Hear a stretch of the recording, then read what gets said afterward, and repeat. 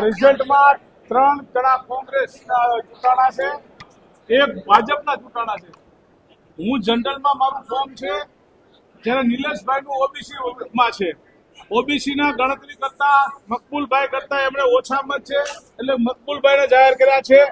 ત્યાર પછી જનરલ મેં છેલ્લે સીટ આવી, જનરલ સીટમાં મારા કરતા એને 2, 5, 10 મત વધારે છે, એટલે એ ઉમેદવાર જાહેર થાય છે. હું પણ એને ઉમેદવાર તરીકે જીતેલો જાહેર કરું.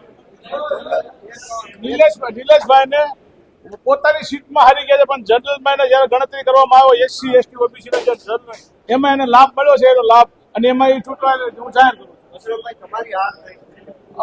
જો લોકશાહી છે, લોકો ગમે ત્યારે નિર્ણય લઈ શકે છે, એ મારે શિરોમણી 28-29 ભાજપના વિકાસની જીત છે, ભારતીય જનતા પાર્ટીની જીત છે. વોર્ડ નંબર 15 ના તમામ મતદારોનો આભાર છે.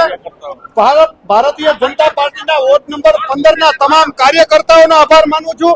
ભારતીય જનતા પાર્ટીનો ઉપર આભાર માનું છું. આ જીતનો મને વિશ્વાસ છે, અને ભારતીય જનતા પાર્ટી અને વોર્ડ નંબર 15 ની તમામ પ્રજાનો હું ખૂબ દિલથી આભાર માનું છું. ચાલ્યો નતો ગયો મારા સાથી ઉમેદવાર હયાત, મતલબ ટૂંકમાં એવા રીતે ઇમોશનલ, એટલે હું એની હારે બહાર નીકળ્યો હતો. મારા સાથી ઉમેદવારોને હારે હું બહાર નીકળ્યો હતો. હું વયો નતો ગયો.